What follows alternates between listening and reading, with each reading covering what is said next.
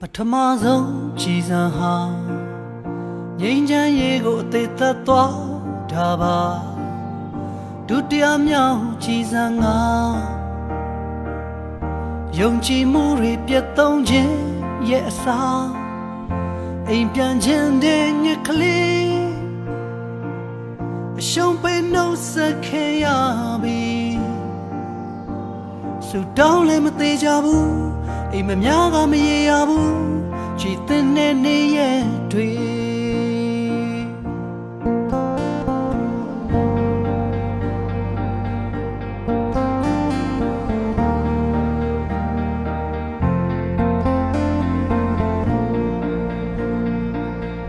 ပထမဆုံးကြည်စံဟာ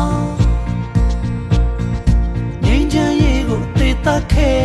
တာပါဒုတိယမြောက်ကြည်စံက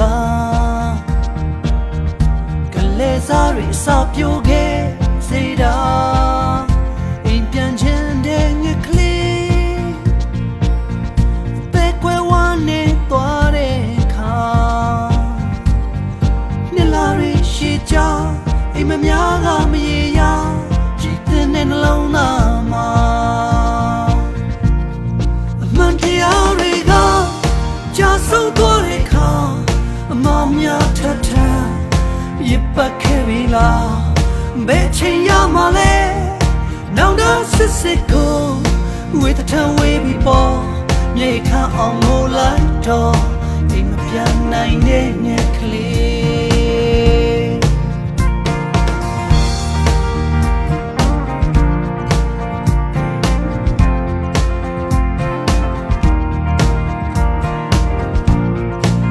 တရားကုန်လုံးကြောက်ဆုံးသွားတဲ့ခါအမများထထရပတ်ခဲ့ပြီလားဘယ်ချိန်ရမှလဲနောင်တစစ်စစ်ကိုဝေးတဝေးပြီးပေါ်မြေခမ်းအောင်ငိုလိုက်တော့အိမ်မပြန်နိုင်တဲ့ငယ်ကလေးမတရားတွေကကြောက်ဆုံးသွားတဲ့ခါအမများထထရပတ်ခဲ့ပြီလားဘယ်ချိန်ရမှလဲနောင်တစစ်စစ်ကိုဝေးတဝေးပြီးပေါ်မြေခမ်းအောင်ငိုလိုက်